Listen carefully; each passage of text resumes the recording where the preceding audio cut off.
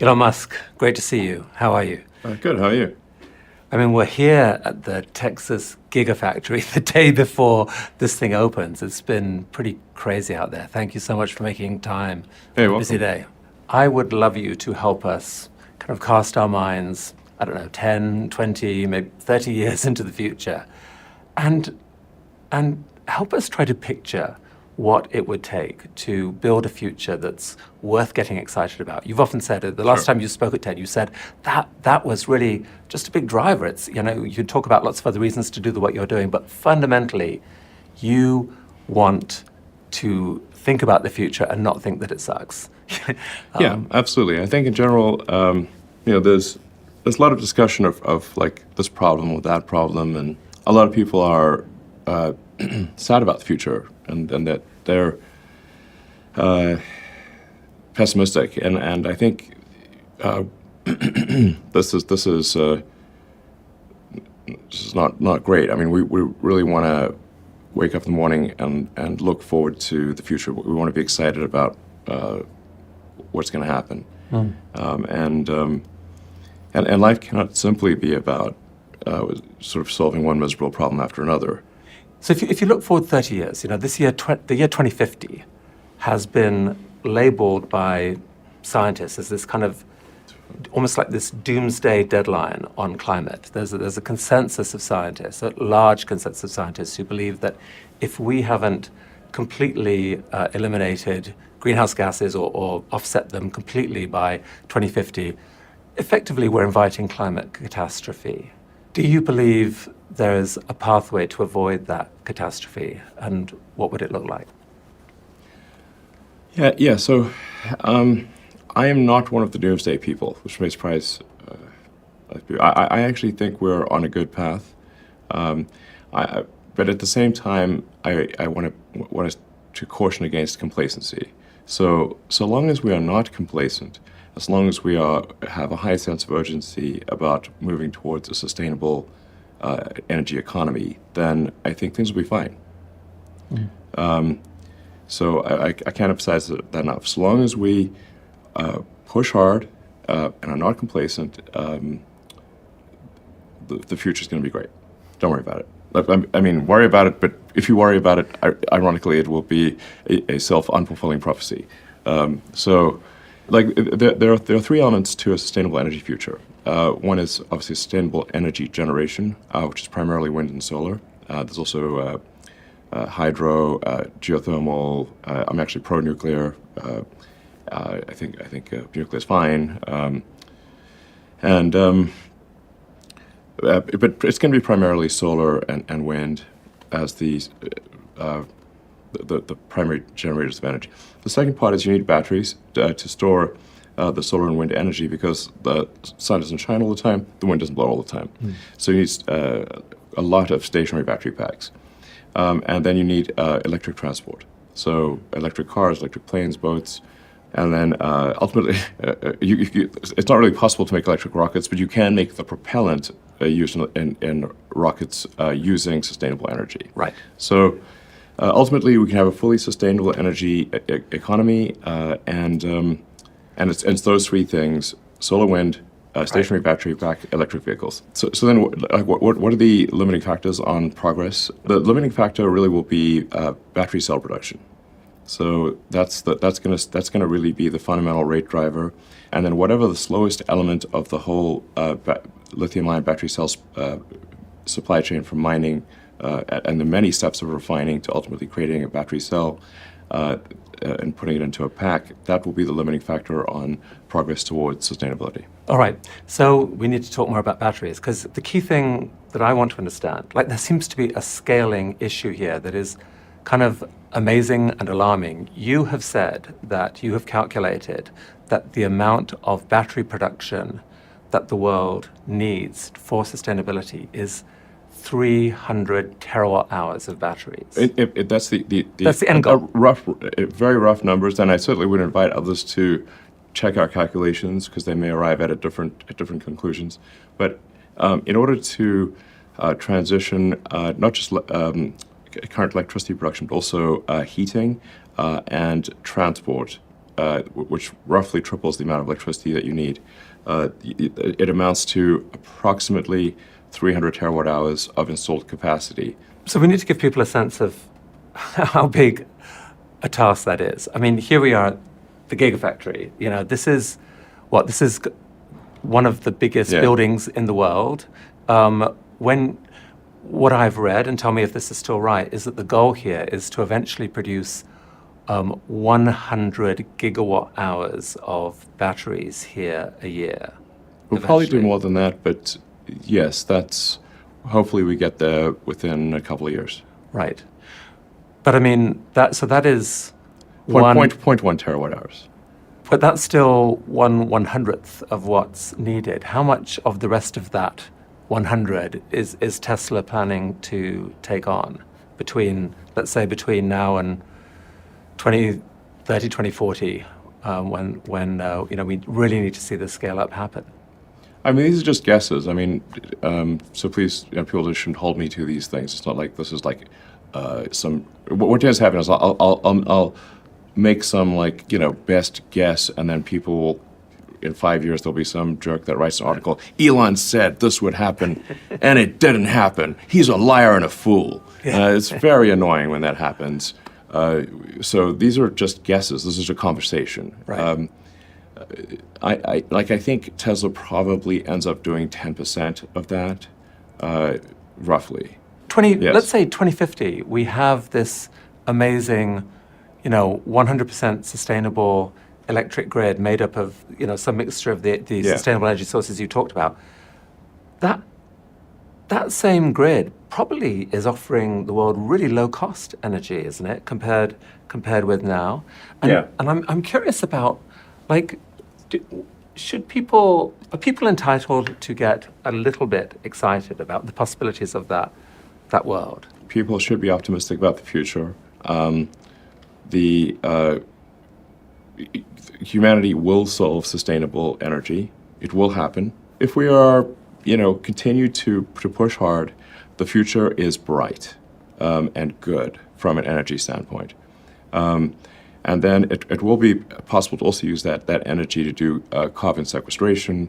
It takes a lot of energy to pull carbon out of the atmosphere, because in putting it in the atmosphere, it released energy. So now, obviously, in order to pull it out, you need to use a lot of energy. But if you've got a lot of sustainable energy from wind and solar, you can actually sequester carbon, so you can reverse the CO2 parts per million of the atmosphere and oceans. And also, you can really have as much fresh water as you want. Earth is mostly water. We should call Earth water. It's 70% water by surface area. Now, most of that's seawater, but it's like we just happen to be on the bit that's land. Right. And with energy, you can turn seawater into irrigating water or whatever water you absolutely. need. At very low cost. Things will be good. Things will be good. Yes. And also, there's other benefits, right, to this non-fossil fuel world where the air is cleaner and yes, exactly. Because when you burn fossil fuels, there's all these side reactions and toxic gases of various kinds, and sort of little particulates that are bad for your lungs. There's all sorts of bad things that are happening that will go away, and the sky will be cleaner and quieter. The future's going to be good. I want us to switch now to think a bit about artificial intelligence. But the segue there, you mentioned how annoying it is when people haul you up for bad predictions in the past. So I'm possibly going to be annoying now. But I'm curious about your timelines and how you predict, and how come some things are so amazingly on the money and some aren't. So when it comes to predicting sales of Tesla vehicles, for example, I mean, you've kind of been amazing. I think in 2014, when Tesla had sold that year 60,000 cars, you said, 2020, I think we will do 500,000 a year. Yeah, we did almost exactly 500,000. You did almost exactly 500,000. You were scoffed in 2014 because no one since Henry Ford with the Model T had come close to that kind of growth rate for cars. You were scoffed, and you actually hit 500,000 cars and 510,000 or whatever produced. But 5 years ago, last time you came to TED, I asked you about full self-driving, and you said, yep, this very year, I am confident that we will have a car going from LA to New York without any intervention. Yeah, I don't want to blow your mind, but I'm not always right. But so what's the difference between those two? Why has full self-driving in particular been so hard to predict? I mean, the thing that really got me, and I think is going to get a lot of other people, is that there are just so many false dawns with self-driving, where you think you got the problem, have a handle on the problem, and then nope, it turns out you just hit a ceiling, because if you were to plot the progress, the progress looks like a log curve. So it's like a series of log curves. So most people don't know what a log curve is, I suppose, but show the shape. It goes up sort of a fairly straight way, and then it starts tailing off, and you start and there's a kind of getting diminishing returns. And you're like, it was trending up, and now it's sort of curving over and you start getting to these what I call local maxima, where you don't realize basically how dumb you were. And then it happens again. So, ultimately, now these things in retrospect they seem obvious, but in order to solve full self-driving properly, you have to solve real-world AI. Because you say, like, what are the road networks designed to work with? They're designed to work with a biological neural net, our brains, and with vision, our eyes. And so in order to make it work with computers, you basically need to solve real-world AI and vision, because we need cameras and silicon neural nets in order to have self-driving work for a system that was designed for eyes and biological neural nets. When you put it that way, it's sort of like quite obvious that the only way to solve full self-driving is to solve real-world AI and sophisticated vision. What do you feel about the current architecture? Do you think you have an architecture now where there is a chance for the logarithmic curve not to tail off any time soon? Well, I mean, admittedly, these may be an infamous last words, but I actually am confident that we will solve it this year. That we will exceed. You say, like, what the probability of an accident? At what point do you exceed that of the average person? Right. I think we will exceed that this year. What are you seeing behind the scenes that gives you that confidence? We're almost at the point where we have a high-quality unified vector space. Like, in the beginning, we were trying to do this with image recognition on individual images. But if you look at one image out of a video, it's actually quite hard to see what's going on without ambiguity.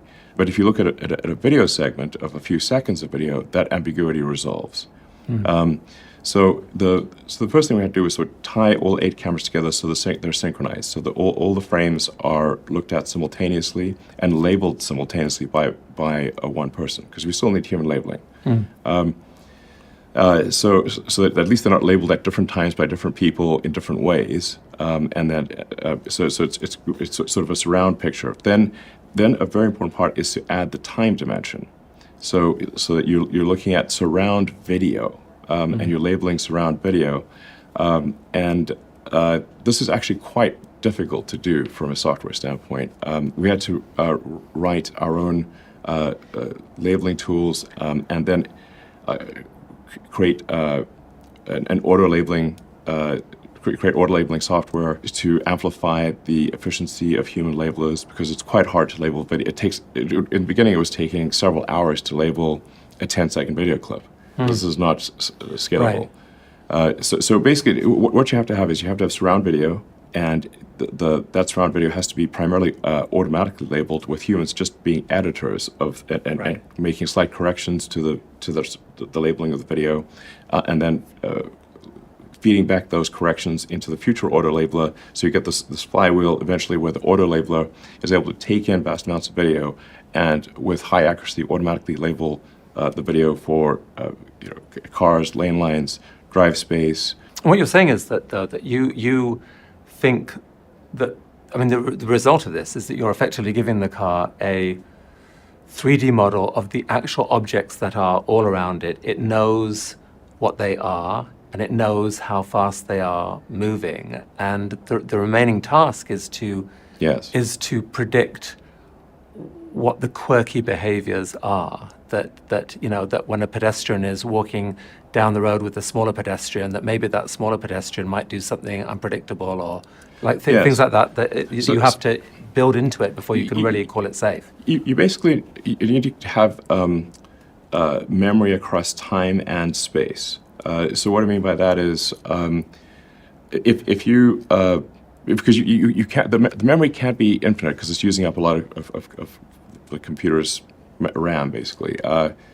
So you have to say, how much are you going to try to remember? But if it's very common for things to be occluded. So if you talk about, say, a pedestrian walking past a truck where you saw the pedestrian start on one side of the truck, then they're occluded by the truck. Right. But you need you would know intuitively, okay, that pedestrian is going to pop out the other side most likely, right. and the computer doesn't know. So you need to slow down. I mean, a skeptic is going to say that every year for the last 5 years, you've kind of said, well, no, this is the year. Well, I mean, we're confident that we'll be there in a year or two, or it's always been about that far away. But we've got a new architecture now. You're seeing enough improvement behind the scenes to make you not certain, but pretty confident that this by the end of this year, not in every city, in every circumstance, but in many cities and circumstances, basically the car will be able to drive without interventions, safer than a human. Yes, I mean the car currently drives me around Austin most of the time with no interventions. So it's not like. And we have over 100,000 people in our full self-driving beta program. So you can look at the videos that they post online. I do. Okay, great. And some of them are great, and some of them are a little terrifying. I mean, occasionally the car seems to sort of veer off and scare the hell out of people. But still beta. It's still beta. But you're behind the scenes looking at the data. You're seeing enough improvement to believe that this year timeline is real. Yes, that's what it seems like. I mean, like I said, we could be here talking again in a year. It's like, well, yet another year went by and it didn't happen. But I think this is the year. And so, in general, when people talk about Elon time, I mean, it sounds like you can't just have a general rule that if you predict that something will be done in 6 months, actually, what we should imagine is it's going to be a year, or it's like 2x or 3x. It depends on the type of prediction. Some things, I guess, things involving software, AI, whatever, are fundamentally harder to predict than others. Is there an element that you actually deliberately make aggressive prediction timelines to drive people to be ambitious? Without that, nothing gets done. Well, I generally believe, in terms of internal timelines, that we want to set the most aggressive timeline that we can, because there's sort of like a law of gases expansion for schedules, where whatever time you set, it's not going to be less than that. It's very rare that it'll be less than that. But as far as my predictions are concerned, what tends to happen in the media is that they will report all the wrong ones and ignore all the right ones. Right. When writing an article about me, I've had a long career in multiple industries. If you list my sins, I sound like the worst person on earth. But if you put those against the things I've done right, it makes much more sense. So it's essentially like the longer you do anything, the more mistakes that you will make cumulatively. Which, if you sum up those mistakes, will sound like I'm the worst predictor ever. But for example, for Tesla vehicle growth, I said I think we'd do 50%, and we've done 80%. Yes. But they don't mention that one. I'm not sure what my exact track record is on predictions. They're more optimistic than pessimistic, but they're not all optimistic. Some of them are exceeded, probably more are later, but they do come true. It's very rare that they do not come true. It's sort of like, if there's some radical technology prediction, the point is not that it was a few years late, but that it happened at all. That's the more important part. So it feels like at some point in the last year, seeing the progress on understanding that the AI, the Tesla AI, understanding the world around it, led to a kind of an aha moment in Tesla? Because you really surprised people recently when you said probably the most important product development going on at Tesla this year is this robot, Optimus. Yes. Many companies out there have tried to put out these robots. They've been working on them for years, and so far no one has really cracked it. There's no mass adoption robot in people's homes. There are some in manufacturing, but I would say that no one's kind of really cracked it. Is it something that happened in the development of full self-driving that gave you the confidence to say, you know what, we could do something special here? Yeah, exactly. So, it took me a while to sort of realize this, that in order to solve self-driving, you really needed to solve real-world AI. And at the point at which you solve real-world AI for a car, which is really a robot on four wheels, you can then generalize that to a robot on legs as well. The two hard parts, I think, it's not, obviously companies like Boston Dynamics have shown that it's possible to make quite compelling, sometimes alarming robots. Right. So from a sensors and actuator standpoint, it's certainly been demonstrated by many that it's possible to make a humanoid robot. The things that are currently missing are enough intelligence for the robot to navigate the real world and do useful things without being explicitly instructed. So the missing things are basically real world intelligence and scaling up manufacturing. Those are two things that Tesla is very good at, and so then we basically just need to design the specialized actuators and sensors that are needed for a humanoid robot. People have no idea. This is going to be bigger than the car. So let's dig into exactly that. I mean, in one way, it's actually an easier problem than full self-driving, because instead of an object going along at 60 miles an hour, which if it gets it wrong, someone will die, this is an object that's engineered to only go at, 3 or 4 or 5 miles an hour? Walking speed, basically. And so a mistake there aren't lives at stake. There might be embarrassment at stake. As long as the AI doesn't take it over and right. murder us in our sleep or something. Right. But so talk about, I mean, I think the first applications you've mentioned are probably going to be manufacturing, but eventually the vision is to have these available for people at home, correct? Yes. If you had a robot that really understood the 3D architecture of your house and knew where every object in that house was or was supposed to be and could recognize all those objects, I mean, that's kind of amazing, isn't it? Like the kind of thing that you could ask a robot to do would be what? Like, tidy up. Yeah, absolutely. Or make dinner, I guess, mow the lawn. Take a cup of tea to grandma and show her family pictures. Exactly. Take care of my grandmother and make sure, exactly. I mean, it could recognize everyone in the home. Yeah. Could play catch with your kids. Yes. I mean, obviously, we need to be careful that this doesn't become a dystopian situation. I think one of the things that's going to be important is to have a localized ROM chip on the robot that cannot be updated over the air, where if you, for example, were to say stop, that would, if anyone said that, then the robot would stop, type of thing. And that's not updatable remotely. I think it's going to be important to have safety features like that. Yeah. That sounds wise. And I do think there should be a regulatory agency for AI. I've said this for many years. I don't love being regulated, but I think this is an important thing for public safety.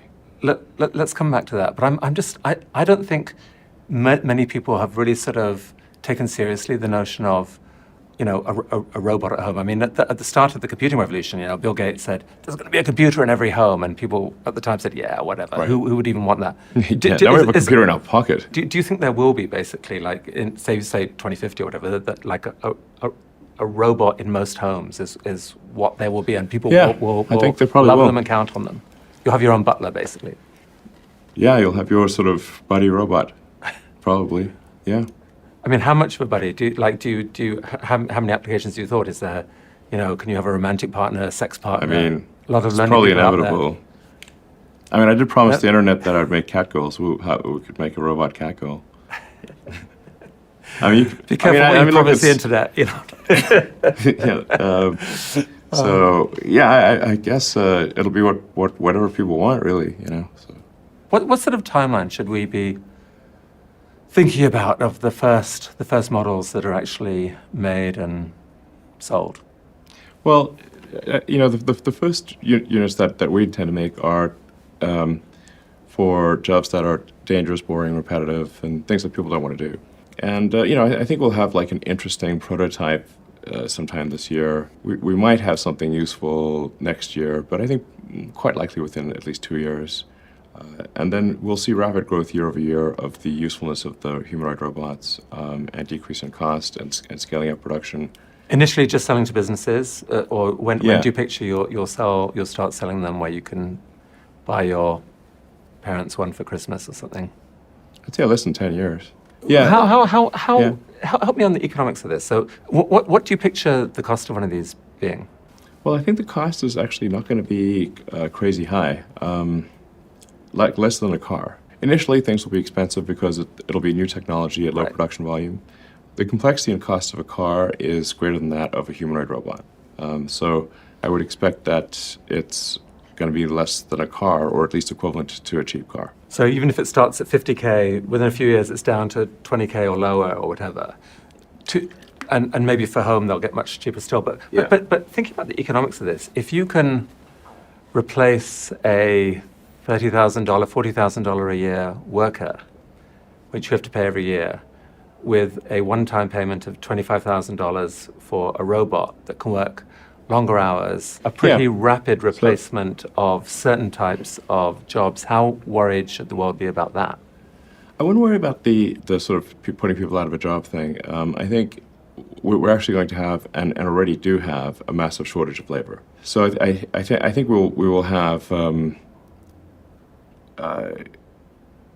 not people out of work, but actually still a shortage of labor even in the future. But this really will be a world of abundance. Any goods and services will be available to anyone who wants them. That it'll be so cheap to have goods and services, it'll be ridiculous. And presumably it should be possible to imagine a bunch of goods and services that can't profitably be made now, but could be made in that, Sure. in that world, courtesy of legions of robots. Yeah. It will be a world of abundance. The only scarcity that will exist in the future is that which we decide to create ourselves as humans. Okay, so AI is allowing us to imagine a differently powered economy that will create this abundance. What are you most worried about going wrong?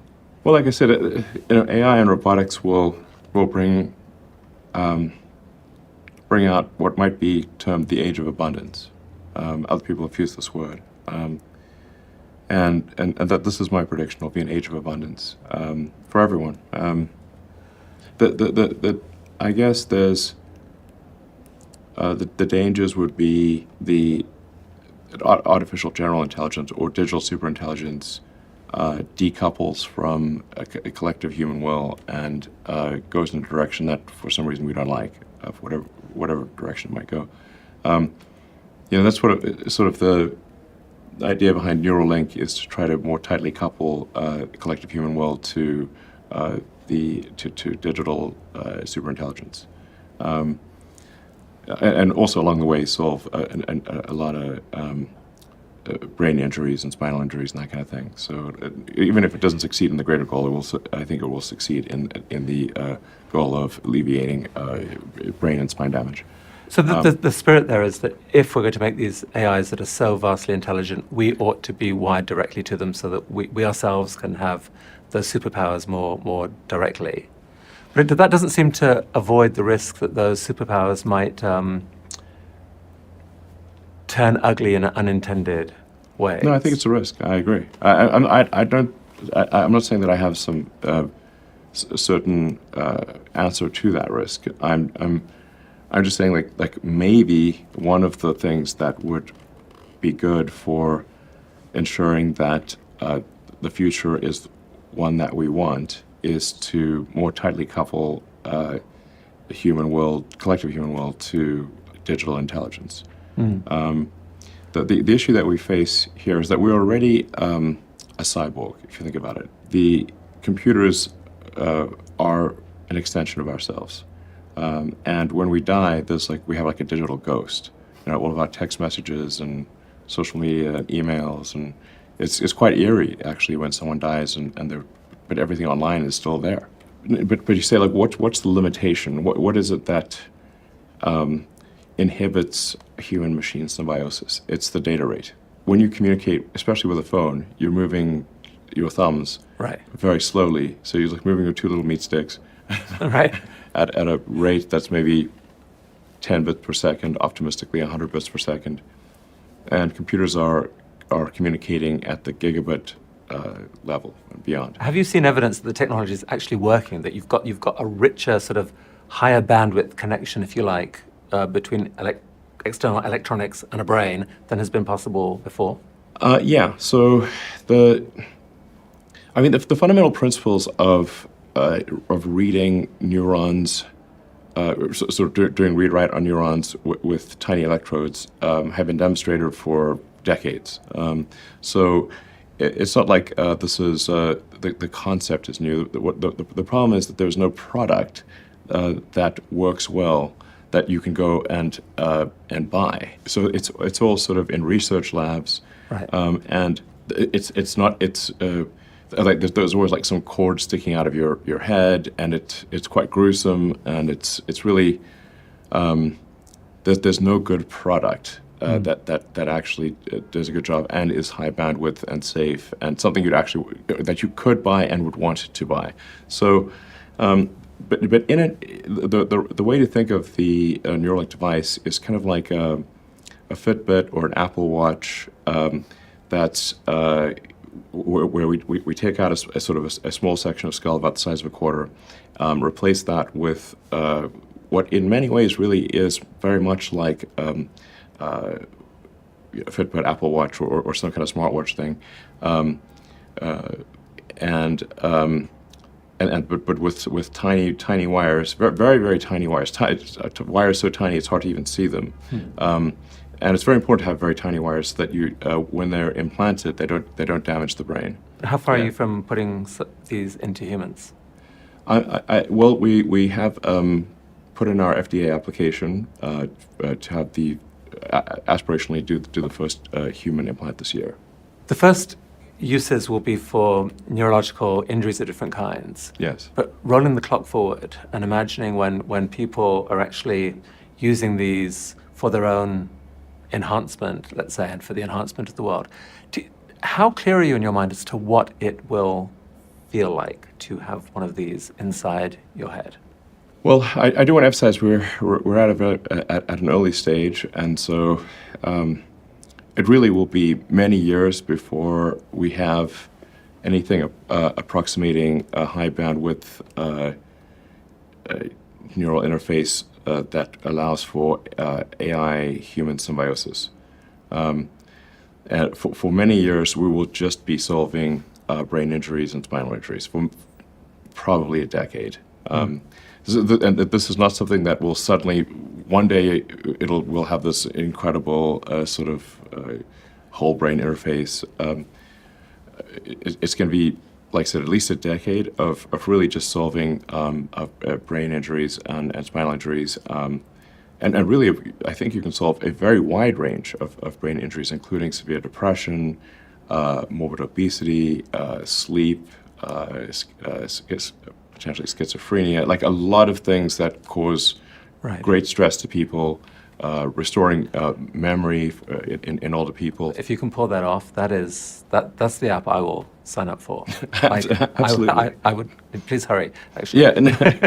I mean, the emails that we get at Neuralink are heartbreaking. I mean, they'll send us just tragic, where someone was sort of in the prime of life and they had an accident on a motorcycle and someone who's 25 is can't even feed themselves, and this is something we could fix. But you have said that AI is one of the things you're most worried about, and that Neuralink may be one of the ways where we can keep abreast of it. Yes, there's the short-term thing, which I think is helpful on an individual human level with injuries, and then the long-term thing is an attempt to address the civilizational risk of AI by bringing digital intelligence and biological intelligence closer together. I mean, if you think of how the brain works today, there are really kind of two layers to the brain. There's the limbic system and the cortex. You've got the kind of animal brain which is kind of like the fun part, really. That's where most of Twitter operates, by the way. Yeah, I mean, I think like Tim Irvin said this, like we're like somebody stuck a computer on a monkey. Right. So we're like if you gave a monkey a computer, that's our cortex, but we still have a lot of monkey instincts. Right. So, which we then try to rationalize as no, it's not a monkey instinct. It's something more important than that. But it's often just really a monkey instinct. We're in this. We're just monkeys with a computer stuck in our brain. Even though the cortex is sort of the smart or the intelligent part of the brain, the thinking part of the brain, people are I've not yet met anyone who wants to delete their limbic system or their cortex. They're quite happy having both. Everyone wants both parts of their brain. And people really want their phones and their computers, which are really the tertiary, the third part of your intelligence. It's just that it's like I said, the bandwidth, the rate of communication with that tertiary layer is slow, and it's just a very tiny straw to this tertiary layer, and we want to make that tiny straw a big highway. And I'm definitely not saying that this is going to solve everything, or this is, it's the only thing. It's something that might be helpful. And worst case scenario, I think we solve some important brain injury, spinal injury issues, and that's still a great outcome. Right. Best case scenario, we may discover a new human possibility, telepathy you've spoken of, in a way, connection with a loved one, full memory, Yes. and much faster thought processing, maybe, all Yes. these things. It's very cool. If AI were to take down Earth, we need a plan B. Let's shift our attention to space. We spoke last time about reusability, and you had just demonstrated that spectacularly for the first time. Since then, you've gone on to build this monster rocket, Starship, which kind of changes the rules of the game in spectacular ways. Tell us about Starship. Yes.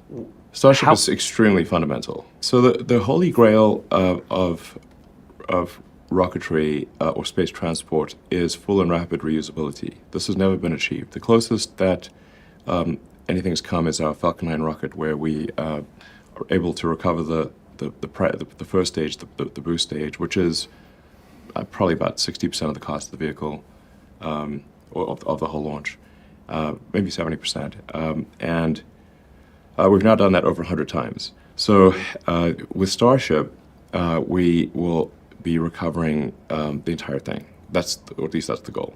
Right. And moreover, recovering it in such a way that it can be immediately reflown. Whereas with Falcon 9, we still need to do some amount of refurbishment to the booster and to the fairing or nose cone. So, but with Starship, the design goal is immediate reflight. Right. So you just refill propellants and go again, and this is gigantic. It just as it would be in any other mode of transport. And the main design is to basically take 100 plus people at a time, plus a bunch of things that they need to Mars. So first of all, talk about that piece. What is your latest timeline?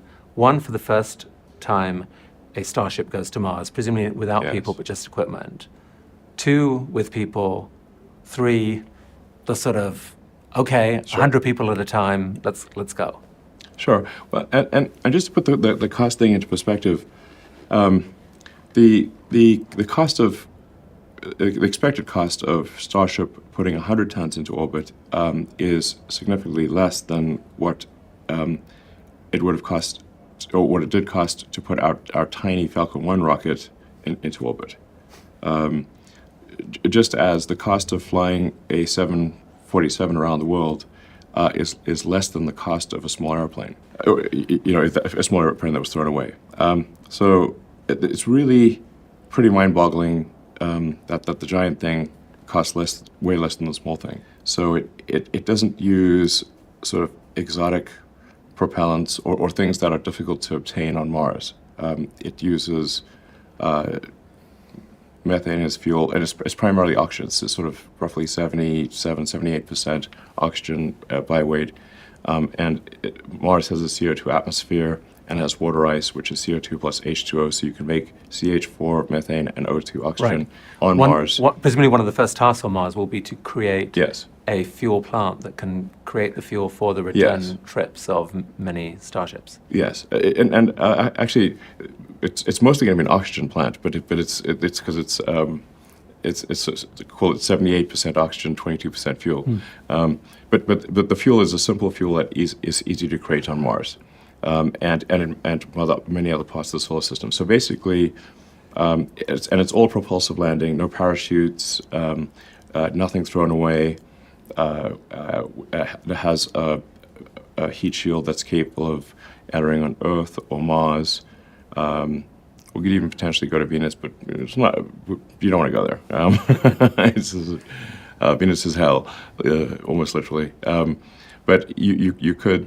It's a generalized method of transport to anywhere in the solar system. Because at the point at which you have a propellant depot on Mars, you can then travel to the asteroid belt. And to the moons of Jupiter, and then to Saturn, and ultimately anywhere in the solar system. Right. But your main focus and SpaceX's main focus is still Mars. Like that is the mission. That is where most of the effort will go. Or are you actually imagining a much broader array of uses, even in the coming, the first decade or so of uses of this, where we could go, for example, to other places in the solar system to explore. Perhaps NASA wants to use the rocket for that reason. Yeah, NASA is planning to use a Starship to return to the moon, to return people to the moon, so we're very honored that NASA has chosen us to do this. But I'm saying it is a generalized. It's a general solution to getting anywhere in the greater solar system. It's not suitable for going to another star system, but it is a general solution for transport anywhere in the solar system. Before it can do any of that, it's got to demonstrate it can get into orbit, around Earth. Yeah. What's your latest advice on the timeline for that? It's looking promising for us to have an orbital launch attempt in a few months. We're actually integrating we'll be integrating the engines into the booster for the first orbital flight starting in about a week or two. The launch complex itself is ready to go. So assuming we get regulatory approval, I think we could have an orbital launch attempt within a few months. And a radical new technology like this, presumably there is real risk on those early attempts. 100%. Yeah. Like the joke I make all the time is that excitement is guaranteed. Success is not guaranteed, but excitement certainly is. But the last I saw on your timeline, you've slightly put back the expected date to put the first human on Mars till 2029. I want to say. Let's see. We have built a production system for Starship, so we're making a lot of ships and boosters. And how many are you planning to make actually? Well, we're currently expecting to make a booster and a ship roughly initially roughly every couple months, and hopefully by the end of this year, one every month. So it's giant rockets, but a lot of them. Just talking in terms of rough orders of magnitude, in order to create a self-sustaining city on Mars, I think we'll need something on the order of 1,000 ships. Then we just need a Helen of Sparta, I guess, on Mars or something. This is not in most people's heads, Elon. The planet that launched 1,000 ships. That's nice, but this is not in most people's heads. This picture that you have in your mind, so there's basically a 2-year window. Right? You can only really fly to Mars conveniently every 2 years. Yes. You are picturing that during the 2030s, every couple years, something like 1,000 starships take off, each containing 100 or more people. Yes. I mean that picture is just completely mind-blowing to me. Yes. That sense of this armada of humans going Yeah, to... it'd be like Battlestar Galactica, the fleet departs. And you think that it can basically be funded by people spending maybe a couple $100,000 on a ticket to move to Mars? Is that price about where it has been?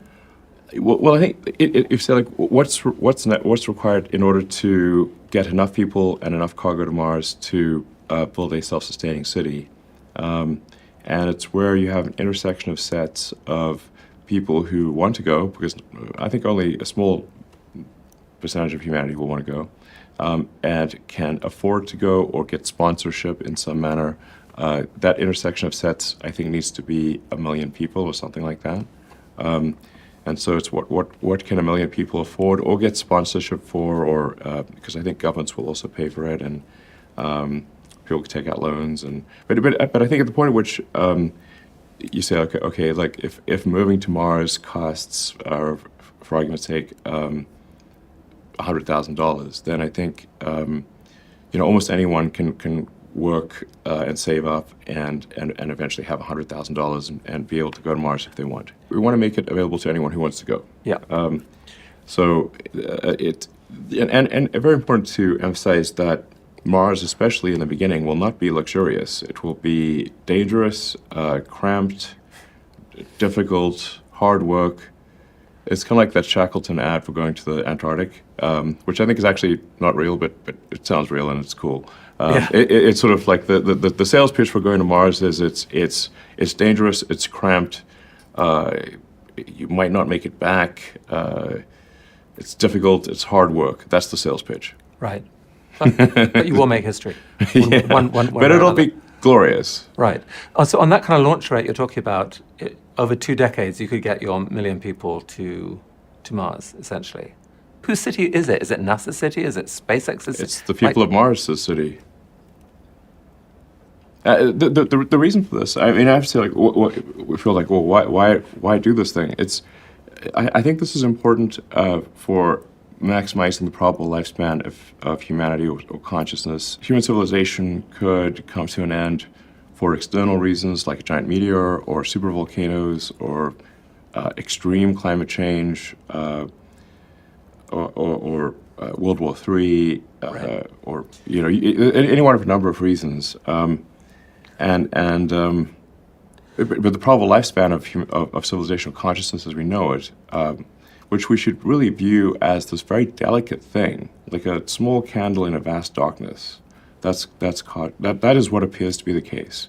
We're in this vast darkness of space, and there's this little candle of consciousness that's only really come about after 4.5 billion years.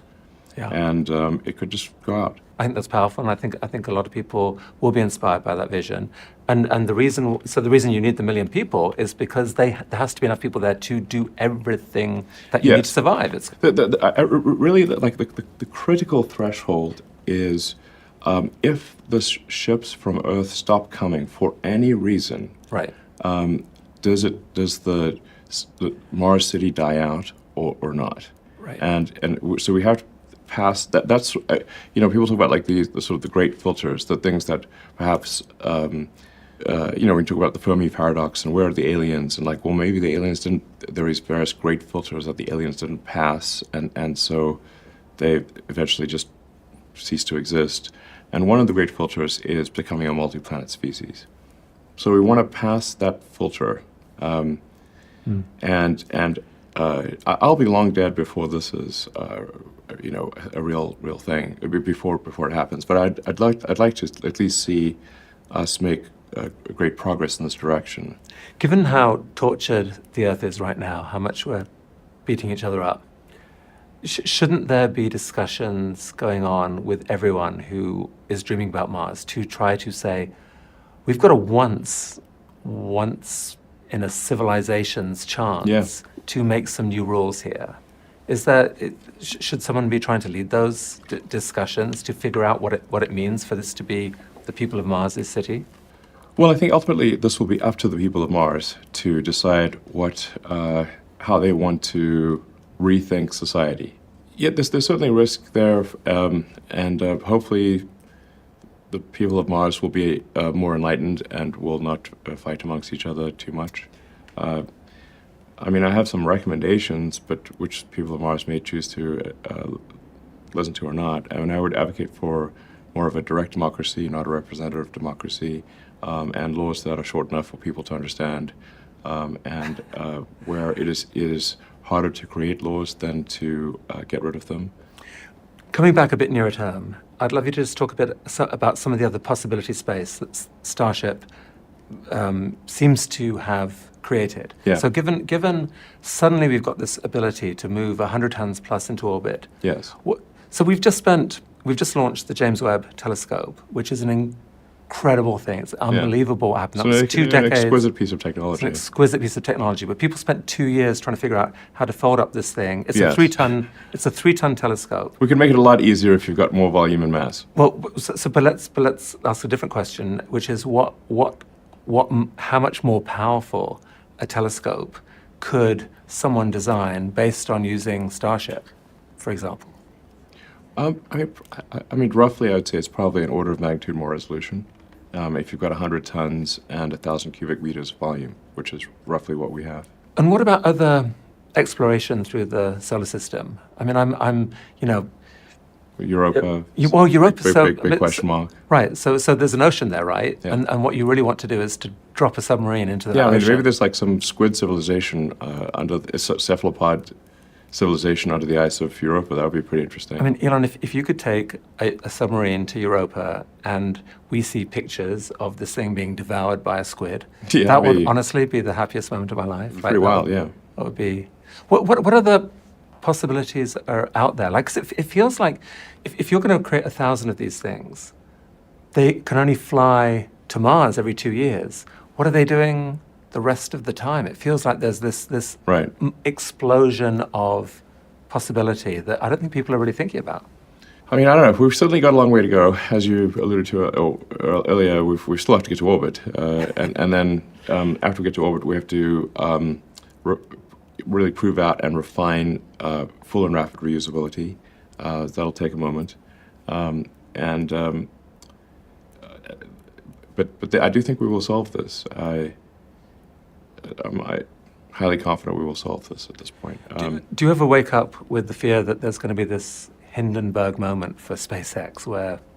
We've had many Hindenburg. Well, we've never had Hindenburg moments with people, Right. which is very important. Big difference. Right, there is. But we've blown up quite a few rockets. So there's a whole compilation online that we've put together and others put together, showing rockets are hard. I mean, the sheer amount of energy going through a rocket it boggles the mind. So, Yeah. Getting out of Earth's gravity well is difficult. We have a strong gravity and a thick atmosphere, and Mars, which is less than 40% of it's like I think 37% of Earth's gravity, and has a thin atmosphere.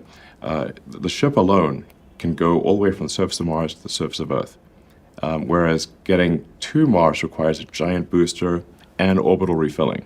So, Elon, as I think more about this incredible array of things that you're involved with, I keep seeing these synergies, to use a horrible word, between them. For example, the robots you're building from Tesla could possibly be pretty handy on Mars, Sure. Doing some of the dangerous work and so forth. I mean, maybe there's a scenario where your city on Mars doesn't need 1 million people, it needs 500,000 people and 500,000 robots. Sure. And that's a possibility. Maybe the Boring Company could play a role helping create some of those subterranean dwelling spaces that you might need. Yeah. Back on planet Earth, it seems like a partnership between Boring Company and Tesla could offer an unbelievable deal to a city to say, we will create for you a 3D network of tunnels populated by robo-taxis that will offer fast, low-cost transport to anyone. Full self-driving may or may not be done this year, and in some cities, like somewhere like Mumbai, I suspect won't be done for a decade. Some It's places just, are more hard. challenging than others. But Yes. today, with what you've got, you could put a 3D network of tunnels under there. Oh, if it's just in a tunnel, that's a solved problem, basically. Exactly, full self-driving is itself a problem. So to me, there's amazing synergy there. With Starship, Gwynne Shotwell talked about by 2028 having from city to city, transport on planet Earth. This is a real possibility. The fastest way to get from one place to another, if it's a long distance, is a rocket. It's Right. it's basically an ICBM Right. with the But it has to bad land landing, delete the nuke. because it's an ICBM. It has to land probably offshore. Yes, it's good loud. Because it's loud. So why not have a tunnel that then connects to the city Yeah, with that'd be cool. Tesla's? Sure. And Neuralink. I mean, if you're going to go to Mars, having a telepathic connection with loved ones back home, even if there's a time delay. I mean, I'm not. These are not intended to be connected, by the way. They just. But there certainly could be some synergies. Yeah. surely there is a growing argument that you should actually put all these things together into one company and just have a company devoted to creating a future that's exciting and let 1,000 flowers bloom. Have you been thinking about that? I mean, it is tricky because Tesla is a publicly traded company, and the investor base of Tesla and SpaceX and certainly Boring Company and Neuralink are quite different. And Boring Company and Neuralink are tiny companies. Just Right. I By think comparison. the audience may yeah. Tesla's got 110,000 people. SpaceX, I think, is around 12,000 people. Boring Company and Neuralink are both under 200 people. So they're little tiny companies, but they will probably get bigger in the future. They will get bigger in the future. It's not that easy to sort of combine these things. Traditionally, you've said that for SpaceX especially, you wouldn't want it public because public investors wouldn't support the craziness of the idea of going to Mars or whatever, and you want to, Making life multiplanetary is outside of the normal time horizon of Wall Street Right. analysts, But to say the least. I think something's changed, though. What's changed is that Tesla is now so powerful and so big and throws off so much cash that you actually could connect the dots here. Just tell the public that X billion dollars a year, whatever your number is, will be diverted to the Mars mission. I suspect you'd have massive interest in that company, and it might unlock a lot more possibility for you, no? I mean, I would like to give the public access to ownership of SpaceX, but I mean, the thing that, like, the overhead associated with a public company is high. So, I mean, as a public company, you're just constantly sued. It does occupy like a fair bit of time and effort to deal with these things. Right. But you would still only have one public company. It would be bigger and have more things going on. But instead of being on 4 boards, you'd be on 1. I'm actually not even on the Neuralink or Boring Company boards. Oh well. Okay. Yeah, and I don't really attend the SpaceX board meetings. We only have 2 a year, and I just stop by and chat for an hour. The board that's overhead for a public company is much higher. Right. I think some investors probably worry about how your time is being split, and they might be excited by, that's anyway. I just woke up the other day thinking just there are so many ways in which these things connect, and the simplicity of that mission of building a future that is worth getting excited about might appeal to an awful lot of people. Elon, you are reported by Forbes and everyone else as now the world's richest person. That's not a sovereign. I think it's fair to say that if somebody is like the king or de facto king of a country, they're wealthier than I am. So, but it's just harder to measure. But what people do, so $300 billion. I mean, your net worth on any given day is rising or falling by Yeah. several $billion. How insane? How insane it's is that? bonkers, yeah.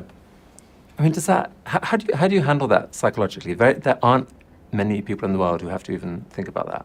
I actually don't think about that too much, but the thing that is actually more difficult and that does make sleeping difficult is that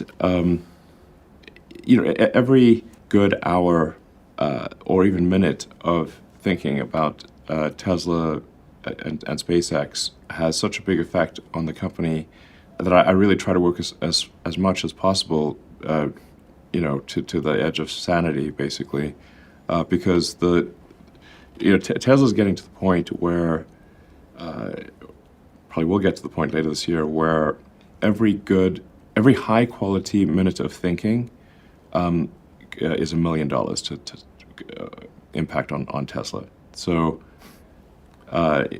which is insane.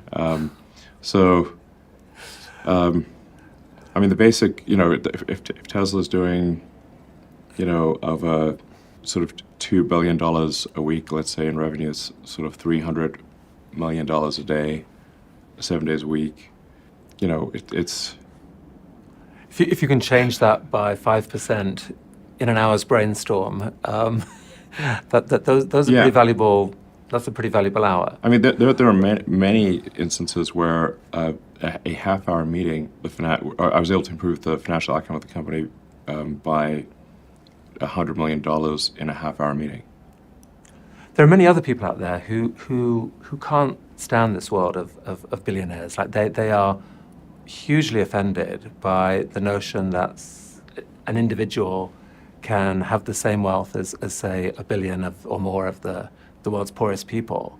If they examine I think there's some axiomatic flaws that are leading to them to that conclusion. If for sure it would be very problematic if I was consuming billions of dollars a year in personal consumption, but that is not the case. In fact, I don't even own a home right now. I'm literally staying at friends' places. If I travel to the Bay Area, where most of Tesla engineering is, I stay I basically rotate through friends' spare bedrooms. I don't have a yacht. I really don't take vacations. So it's not as though there's that my personal consumption is high. The one exception is a plane. But if I don't use the plane, then I have less hours to work. So I personally think you have shown that you are mostly driven by really quite a deep sense of moral purpose. Like you've tried your attempts to solve the climate problem have been as powerful as anyone else on the planet that I'm aware of. And I actually can't understand, personally, I can't understand the fact that you get all this criticism from the left about, oh my God, he's so rich, that's disgusting. When climate is their issue, philanthropy is a topic that some people go to. Philanthropy is a hard topic. Like how do you think about that? I think if you care about the reality of goodness instead of the perception of it, philanthropy is extremely difficult. SpaceX, Tesla, Neuralink, and Boring Company are philanthropy. If you say philanthropy is love of humanity, they are philanthropy. Tesla is accelerating sustainable energy. This is a love of philanthropy. Right. SpaceX is trying to ensure the long-term survival of humanity with multi-planet species. This is love of humanity. Neuralink is to help solve brain injuries and existential risk with AI, love of humanity.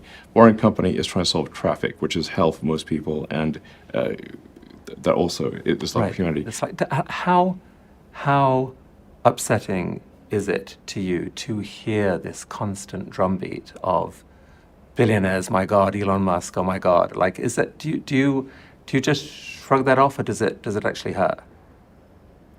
I mean, at this point, it's water off a duck's back. I'd like to, as we wrap up now, just pull the camera back and just think, you're a father now of 7 surviving kids, and well, I'm trying to set a good example, because the birth rate on Earth is so low that we're facing civilizational collapse unless the birth rate returns to a sustainable level. Yeah, you've talked about this a lot, that depopulation is a big problem, and yes. People don't understand population how big collapse is one of the biggest threats to the future of human civilization, and that is what is going on right now. What drives you on a day-to-day basis to do what you do? I guess, I really want to make sure that there is a good future for humanity, and that we're on a path to understanding the nature of the universe, the meaning of life, why are we here, how do we get here, and in order to understand the nature of the universe and all these fundamental questions, we must expand the scope and scale of consciousness certainly it must not diminish or go out, or we certainly we won't understand this. So I would say I'm motivated by curiosity more than anything, and just a desire to think about the future and not be sad, you know. And are you? Are you not sad? I'm sometimes sad, but I mostly I'm feeling, I guess, relatively optimistic about the future these days. There are certainly some big risks that humanity faces. I think the population collapse is a really big deal that I wish more people would think about, because the birth rate is far below what's needed to sustain civilization at its current level, and you know, there's obviously we need to take action on climate sustainability, which is being done. And we need to secure the future of consciousness by being a multi-planet species. We need to address it's important to take whatever actions we can think of to address the existential risks that affect the future of consciousness. There's a whole generation coming through who seem really sad about the future. What would you say to them? Well, I think if you want the future to be good, you must make it so. Take action to make it good, and it will be. Elon, thank you for all this time. That is a beautiful place to end. Thanks for all that you're doing. You're welcome.